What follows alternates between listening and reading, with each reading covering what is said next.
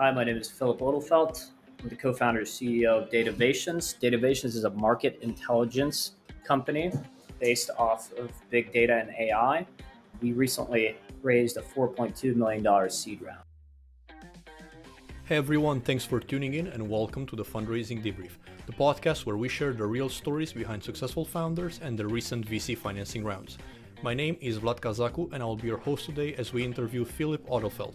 You'll want to pay close attention to this episode as Phil brings a trove of tactical advice for first-time founders with or without a pre-existing network. He's one of the few founders who successfully assembled a roster of investors that is optimized for value add. For more information about running a successful fundraise, including show notes, highlight clips, and exclusive scenes, follow us on Twitter and Instagram at The Fundraising Debrief, as well as on our website at thefundraisingdebrief.com. This episode is brought to you by Flowlie, the number one choice for secure deck sharing and fundraising automation used by thousands of founders from 50 plus different countries. Now, let's dive right in. Phil, really great to have you on this podcast. Super excited to have you here and unpack your latest seed round. Get a chance to pick your brain about a few topics and hopefully take a lot of learnings from your experience raising this round and what can we help other founders as they're embarking on the journey of raising venture dollars. Yeah, thank you for having me. Look forward to the conversation. To kickstart off, we'd love to get everybody a little bit of background on Datavations, so you can quickly tell us a little bit what really you're working on at the firm. Yeah, most definitely. So we're a market intelligence, or some people call it commerce enablement platform that allows manufacturers to become data driven based off of what their competitors are up to. So it's a combination of, I guess, call it access to our proprietary data set, as well as prescriptive analytics on top of it, leveraging AI. And ultimately, what that means is that if you're trying to make decisions on how to manufacture products, but also commercialize products into retail, which is what we're focused on right now, you have the ability to log into our platform and it will ultimately tell you what is the right product and how to price it and how much to distribute by location, which really are the big question marks in retail. And we help optimize for that in markets that are in tremendous demand of advanced analytics. So we tend to target more outdated industries because we find that's where the biggest gaps are between what we can provide and what they have today. And it definitely seems that making sense of data, capturing insights from large data sets has been your motto around your whole professional career, now building that as a founder. I'm curious, having seen this space over the past years, have you seen an increased level of interest from some of these more outdated industry in applying some of these like latest technologies and AI and machine learning to make better sense of their business? Most definitely. I would say that certain industries are ahead of others. My background is more so in digital marketing and in quantitative finance, and they're both on the cutting edge of these types of technologies, but still very much behind sometimes what you read in the news. So there's a lot of disruption to be had across multiple industries, but the adoption has been slower in certain industries just because they're older industries and they've stayed focused on the more core fundamentals of what it takes to be a manufacturer or a distributor or a retailer. And that's where we like to come in and help out and bring some technologies from other industries like the quantitative hedge fund industry, as well as new technologies that we've developed to markets like what we're focused on today, which is the home improvement market. So if you're a manufacturer of anything that you would find in like a Home Depot or an Ace Hardware or a Lowe's, so that could be anything from lawn and garden products. For example, one of our customers, we allow them to make decisions on how to better service their end consumer based off of not just what's happening in their data, but also their competitors' data.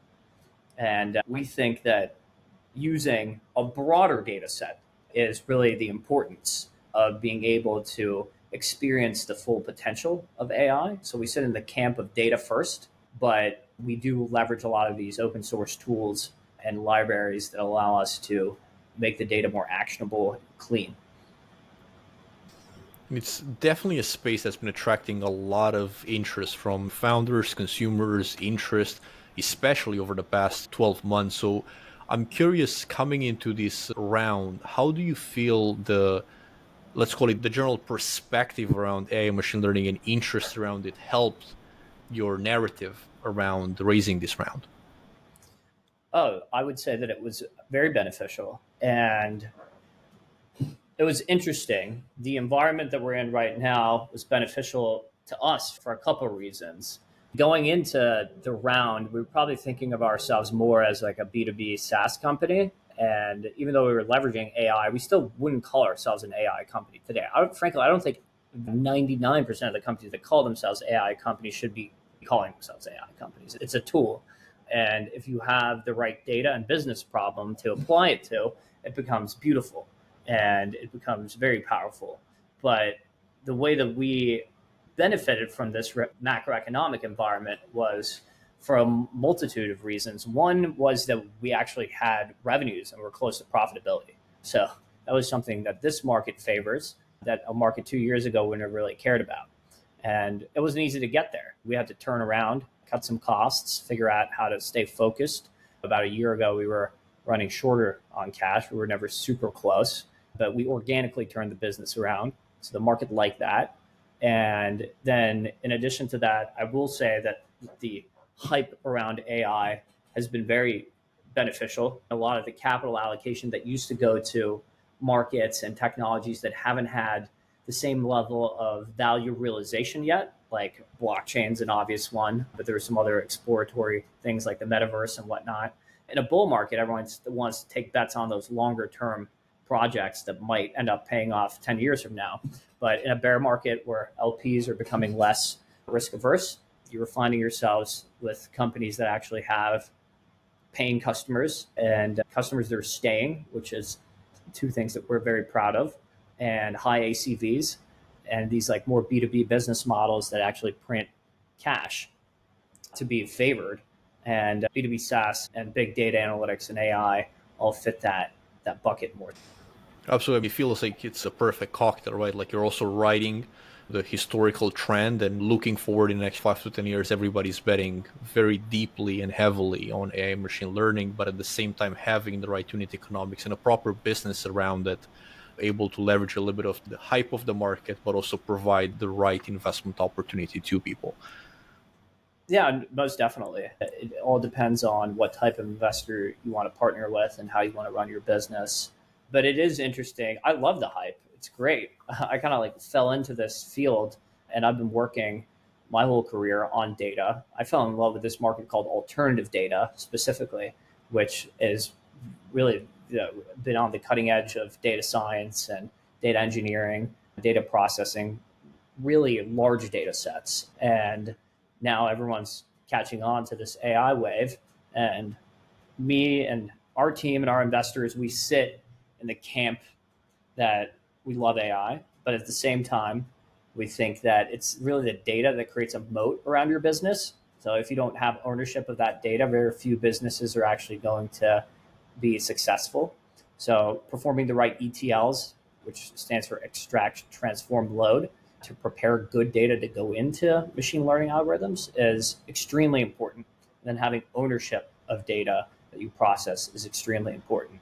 So overall, we think that we're even better positioned than the average pure AI development company or people that are following that trend that don't have data that's proprietary to them, because we've been working on this for years and we know how to deal and wrangle big data sets, and then feeding it into the actual open source libraries that are being developed is not too complicated.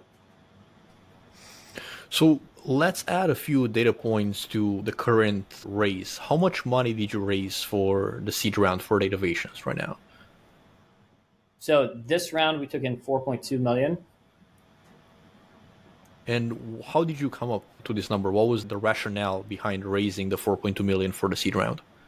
I will say that the financial modeling helped a lot. So we wanted to do a forecast that made us understand how much cash we need to be able to achieve goals that we feel comfortable with. And in this market, another thing that isn't as important is to grow 300% year over year. So we went into it originally thinking that we felt comfortable growing 50 to or 75% year over year. But after some consideration, after a lot of interest in working for Datavations, we got a lot of talent flowing in. We said this is an opportunity to capitalize on the current structure of the market where there is a lot of talent available. There's some of these great people that otherwise would be working for maybe a later stage tech company, but a lot of those have failed. So we found a unique opportunity to acquire talent at this time that we think that might not have been available later and that we had not seen available to us in the market when we were in a bull market. That's very interesting. So it was actually the access to additional resources that made you decide to raise a little bit more capital to be able to hire those people and get that talent in-house and increase your growth as a result of that new brain power that comes into your company.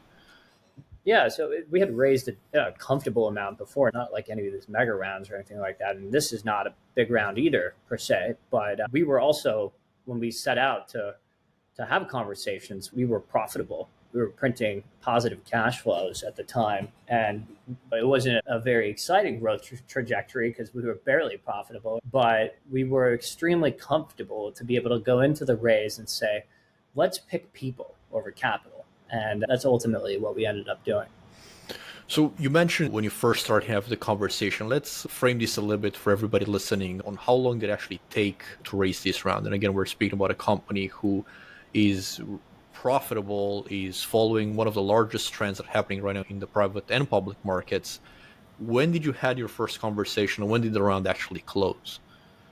So we all in spent about 6 months raising, and it was primarily a one-man show. Myself, I had a lot of help from some other people on the team, but I never did it full time.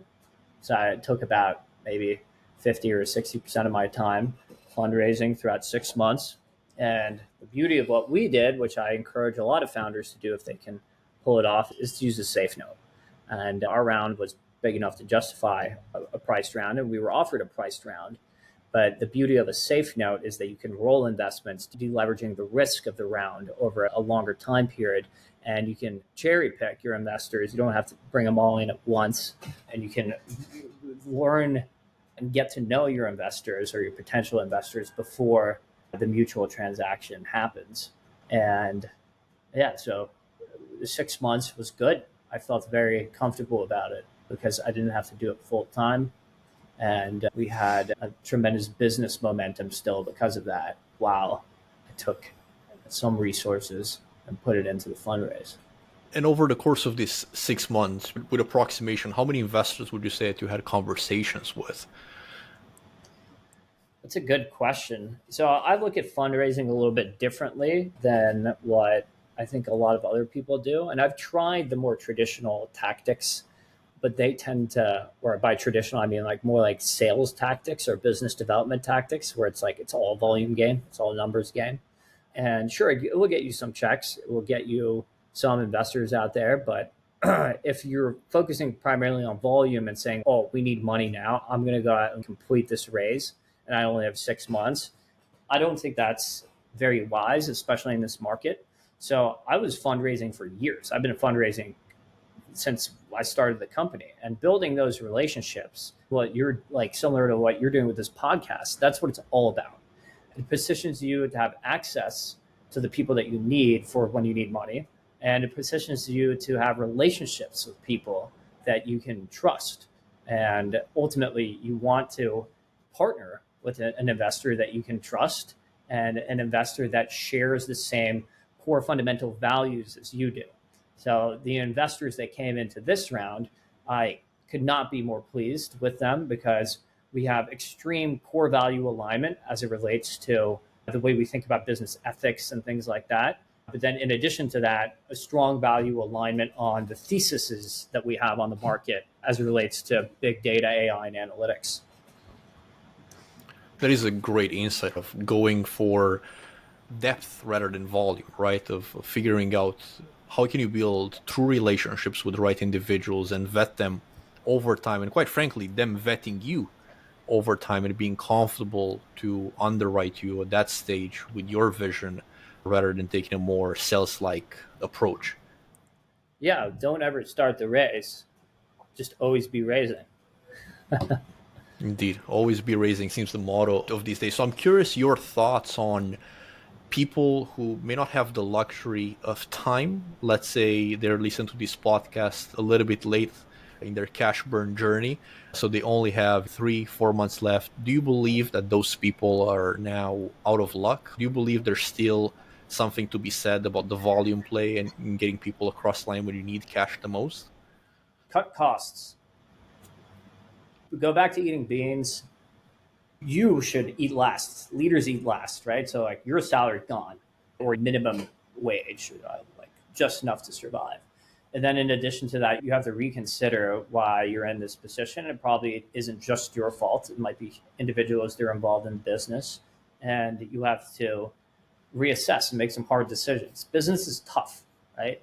And if you run into a raise and you think that raising capital is the solution, I think you might be able to double the amount of time, if not triple the amount of time that you have to end up partnering with the right investor with terms that actually makes sense for you rather than running into a raise and hoping that you get that figured out in 3 months, because the likelihood is very low. Fantastic advice. So I'm curious, in the context of building relationships with folks, even if you're always be raising, what are some of the tactics of advice that you have for people to get in front of those investors, build a relationship before they've actually opened up the safe note or they're actually in the market needing cash? Yeah, most definitely. So I would say spend every weekend networking and make it genuine. So find people that you like and enjoy spending time with. I mean, you're a founder of a tech company for a reason. You must have some interest that aligns with other people, right? Otherwise, you're in the wrong role. And you can find that in various ways. If you're highly technical, there's a tremendous amount of great development workshops you can meet up at and meet people that way and have that more technologically intellectual experience. There's also a tremendous amount of communities out there of founders that you can get to. And I would say networking doesn't have to have, it shouldn't have an objective. Make it a friendship and develop friendships like I have with Mark, who you work with. It's important because when we meet up to have dinner together, I don't have an objective, but we know that we have each other's backs if anything were to happen. And even though Mark's the best, I have 20 Marks in my life, and I feel comfortable calling them when I need something. But the reason they're in my life isn't just because of that. It's because of an intellectual exchange and a passion for technology and entrepreneurship. Absolutely. And I would agree. Everybody needs a Mark in their life. So I'm curious to hear your thoughts, given the conversation you had about the meetups, the dinners, and with the background of COVID over the past and the pandemic over the past few years and the uprising in virtual meetings. I'm curious do you believe that fundraising relationships can be created virtually, or there still needs to be a handshake for the investment to come through?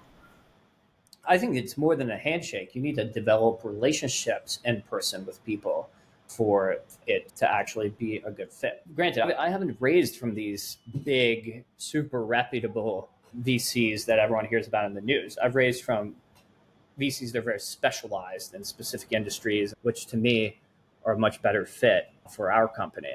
But when you're doing the game of raising from VCs that you're focused more on not the brand name, but what they can bring to the table, which especially if you're a vertically integrated software company like us, you're going to want to find people with a network that you can benefit off of, for example. And when it comes to that, yeah, I think you need to meet those funds in person. You need to develop those relationships, and you need to do it over a long amount of period of time. And I would say don't start with the funds per se, just start with people that you enjoy speaking with, and then the funds will come. You mentioned the network as a specific value add, but I'm curious to explore a little bit more of your perspective of true value add and in this process of building relationships and with time vetting investors that you want to be part of your round. What are you really looking for? For me, it's really important to have core value alignment. It seems like they have the same fundamental beliefs about what's important in a business relationship and a culture of a business, simultaneously having alignment on theses as it relates to like where the industry is heading, which I think will allow for a lot more collaboration. And then last but not least, you need to have a diverse skill set. So even though you want alignment on these more fundamental values, you need to bring people on to your cap table that they can do things that you can't. So that could be things related to understanding how a later stage financing works, but it could also be related to how to scale up a sales and marketing organization. It could be related to understanding the customers that you're selling to in depth and having had roles at those customers. So those are three examples that we've been able to leverage from our investor base. And there is, to some extent, a barrier, right? Or at least a persona, right? That people are putting out there. And there's a lot of things happening in venture, which is quite frankly a relatively small network of people in different cities around the world, where some people may portray themselves as being able to be super helpful in one particular direction, but in reality, they weren't really able to deliver through that. So I'm curious if you've encountered that, or what were some of your strategies of really vetting what those people can truly bring to the table outside of what they can say they can bring to the table? I find that we're uniquely positioned because we're in a very, call it specialized industry, bringing technology to a market that doesn't have a lot of cutting edge technology. So that creates essentially like a gap where there's not a lot of people that actually know our industry that are investors in early stage technology companies. So for us, it becomes pretty apparent right away because a lot of funds that can't help us, they don't understand manufacturing, right? So then they can't even do diligence. So having them do appropriate diligence is very important. But if they can't do diligence, if they can't get the right people on the phone to ask, is this legit? Then you know that they're not a good fit. So that was one more observation than a tactic. If they didn't get feedback from a potential customer that they're also willing to provide an introduction to upon providing you with capital, then there's really no point in partnering with them. I mean, there might be other reasons to take capital from them, don't get me wrong, and we've done that. But if you're truly trying to find someone that understands your industry, then their diligence process should include either introducing you to or promising introductions to specific individuals that have given in-depth feedback on what you are working on. It really feels like a Uno reverse card, right? Like leveraging the diligence of the investor to diligence the investor itself. But I like it. I feel it makes a lot of sense. And quite frankly, a lot of people who have websites to where there's hundreds and hundreds of advisors, but in reality, who picks up the call when Datavations comes knocking on the door and says, hey, I would like to raise capital from you? Do you really have people in your network that understand what we're doing and can help? Yeah, one other thing that our investors have done really well, which I'll give them great kudos for, is to introduce us to the people involved in the business. And that has been, or involved on their end, right, in the venture fund. And if those people bring a level of expertise within fields that you might not have knowledge in, that you want to gain knowledge in, that's a good sign. If they bring expertise within your field, that's a great sign. And if they bring a network on top of that, that's a phenomenal sign. So one of these investors we brought in this round, actually two of the investors in this round, have gotten us customers already prior to investing in the company. And I think asking for introductions from people that have capital to people in their network for potential business partnerships is perhaps the most effective way to close a round and also see if they can benefit your company. So don't ask for money, ask for introductions. Don't ask for introductions to other investors, ask for introductions to customers. And this, I note, is primarily for B2B. But in B2C, I'm sure there are angles where you could ask for introductions outside of capital as well, be it a digital marketing agency or something like that. But then they have a person vetting you and doing that diligence for you. That's an actual end customer, and you get revenues and just make sure you close the deal. You might have to walk through some additional walls on that front, but we closed the two introductions we've gotten from our two separate investors. I would like to spend just a second on something that I heard you saying of don't ask for introductions to other investors, ask for introductions to customer. I understand the second part, but I'm curious to explore the first part of what you said. Do not ask for introductions to other investors. Why? Well, so it's a little bit goes against everything else we were talking about before. This is specifically if you're talking to a venture investor. You don't want to be tossed around. And actually, this book talks all about it. Fundraising by Brian Breslov. Everyone needs to read this. It's mostly for very early stage fundraising. I would say that the tactics in this book don't even apply to the round we just did, but some of them still do. And one of the principles that I got out of this book is to not ask for introductions from one investor to another. And I've found myself doing that a lot.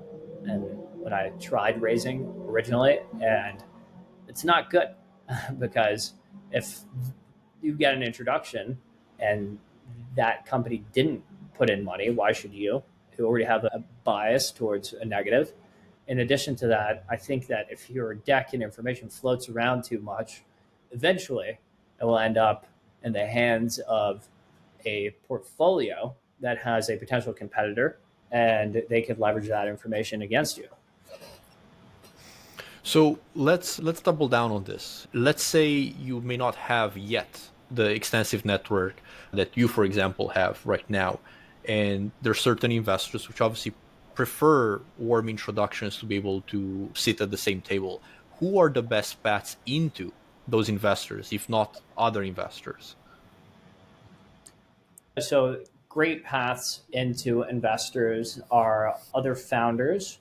Probably the most powerful one is if you can have a founder that has an investor backing them already, provide you with an introduction and an endorsement. But I think you would want to develop a real relationship with the founder, even in that scenario, before you ask for it, where you would like to have a true intellectual exchange about your businesses and ideally somewhat of a light friendship where you've met in person. And at that point in time, the endorsement becomes a lot more legitimate. So the founder intro is really strong. Another way is to go from the back end, which is the LPs. So if you can manage to raise money from some high net worth individuals, the way you vet them is to ask if they invested in venture funds, right? And if they have invested in venture funds and they're already a part of your cap table, that becomes a very strong introduction as well, especially if that venture fund does a later stage than what that LP invested in, who's usually more of a super angel type person. Fantastic, really insightful answers. So what are you going to do differently as you're preparing for your Series A? What are some of the key learnings coming from the seed, both the good and the bad?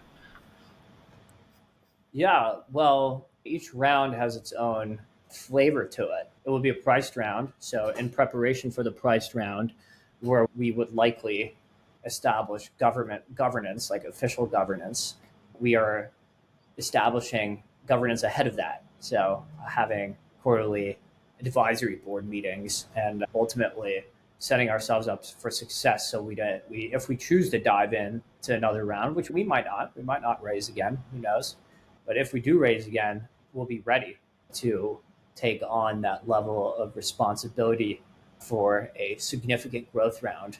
And preparing for it a lot is what we're focused on right now. So that's how we're preparing. As it relates to what we did right, I think that some of the fundamentals that we've been talking about today, had I not leveraged those tactics, we probably wouldn't have gotten to the amount of capital that we had today. I mean, at the end of the day, it's all about business performance, right? Make your business perform well. Focus on that first, right? And if it goes back to what you were saying earlier. What do you do if you only have 3 months worth of cash? Figure out how to have 6 months worth of cash.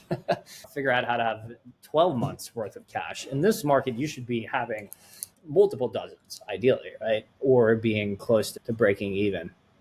But if you're pre-revenue and you don't really have that luxury, then you just got to cut a lot of costs and think about how to repivot and think about how to start making money from the market, because that gives you a tremendous amount of leverage in this fundraising environment.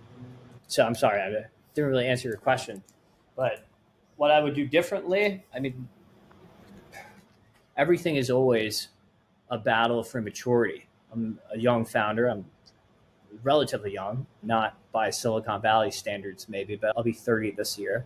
And each quarter, the beauty of this job is that you have to become a new person. And sometimes you got to put yourself in your own shoes 10 years from now and say, how would I want myself to react? And take that level of confidence and that level of stability into any negotiation.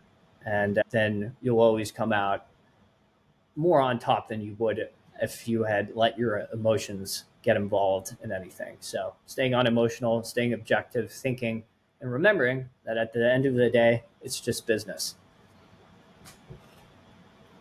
Fantastic.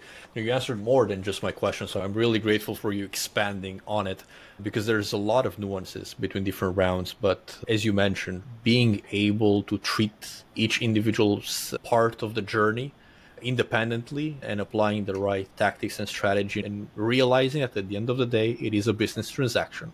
You're asking another party to put their capital because they're believing in you and what you're going to do over the next few years. And in return, you promise them financial upside and a good business partnership. And at the end of the day, that is hopefully a mutually beneficial relationship. So would love to get into a rapid fire to get a little bit of context around Phil for everybody listening and saying how this person really is, right? So to kickstart things off, what is one thing that people don't know about Phil that they should know about Phil? I'm from Sweden, so I have a limited accent, but I grew up in Sweden. I moved back and forth a decent amount of my life, so I would say half my education has been in English and half in Swedish, but my first language is most definitely Swedish. Fantastic. And before knowing that you moved to New York, I wanted to ask you what was your story into Miami, but I'm going to rephrase the question of what was your story out of Miami and why? Why I moved away from Miami? That's a good question. So I moved to Miami because I didn't have any money, but I could live for free there. So that's how I ended up there, and not paying myself a super big salary, but we've gotten to the point where we have seven figures in revenues and just raised around and all these things. So I've been financially comfortable enough to move out of my grandparents' place that they had there, which I was lucky enough to live in for the first year and a half out of the company. And I moved back to New York for a couple of reasons. I felt that Miami had a lot of potential, especially during COVID, for that in-person networking. It's a great way to find capital, but New York City brings a lot more access to talent as it relates to hiring, and having that network is very important. I think developers, but also other roles, there's a lack of young talent in Miami. So that's what brought me up north again. Who's one person that you really look up to or look up to the most? That's a good question. It's going to sound a little cheesy, but it's probably one of our investors. His name is Jay Steinfeld. He's been a very close mentor to me. He was the founder of blinds.com, sold it to Home Depot, and he's the best-selling author of a leadership book called Lead from the Core, and I would highly recommend checking that out. But in addition to that, I have a lot of people I look up to because I read a lot. So I would say I would attribute 25% or more of my success to my interest in reading business books. And I actually prepared a little bit of a list of the different recommendations I would have for the audience. I would love to put them in the show notes and actually create a dedicated list for all the resources that you mentioned, because I think people would find that valuable. Yeah, they're awesome. Some of them are more fun than others, but ultimately, if you are running a business, each one of these books will inspire you and make you walk into your stay-at-home office, most likely, with a higher confidence. What will be your number one recommendation? It depends. So I look at it in three different categories. One is pure business books. One is biographies or business stories. And the last one is related to self-help and leadership. So I would say for early stage companies, you have to read 0 to 1 by Peter Thiel if you're a technology company. From a biography standpoint, it also depends on what business you're in, but I really like the book How Google Works. It tells you Google's story and why they're so successful. And then from a leadership perspective or a self-help perspective, I would say that a classic is The 7 Habits of Highly Effective People. It really gets at the more philosophy of human interaction, and that's very important when you're running a company. All great recommendations. And last but not least, we do have a tradition at our company to always end every meeting with a shout out or a point of gratitude between team members. And we believe that exchanging praise is the most valuable thing people can do with each other. So as we're ending this episode and looking back at your professional career, who would you want to say thank you, or who are you most grateful for? I would probably say thank you to my co-founder, Jacob Lucas. He has been instrumental in being my partner through this business, as well as in building the technology with me in the early days, and now managing to maintain the technology, create the scalability around it. So I would not have been able to get through this journey without him. What an absolute pleasure to have you, Phil, on the podcast. Really appreciate all your insights, your honesty, your openness, and would love to have you on the podcast if you choose to raise your Series A after you successfully do, because I have no doubts that you're going to be able to do that once you set your mind to. Thank you so much, Phil, for this. Really appreciate it. Thank you, Vlad. Thanks for having me. What a great conversation. If you enjoyed it, make sure to like and subscribe to our podcast and be on the lookout for a new episode in 2 weeks as we interview another amazing startup founder and debrief their successful fundraising story. This podcast was made possible by Flowlie. If you're currently fundraising or planning to do so in the near future, create a free account today on Flowlie at flowlie.com. That's FLOWLIE.com. And get access to an investor database curated just for you and powerful deck sharing capabilities with advanced access and engagement tracking. Are you ready to take your fundraising journey to the next level and join thousands of founders across the globe who use the platform every single day? Find the discount code in the show notes and sign up today. That's it for today's episode. See you next time.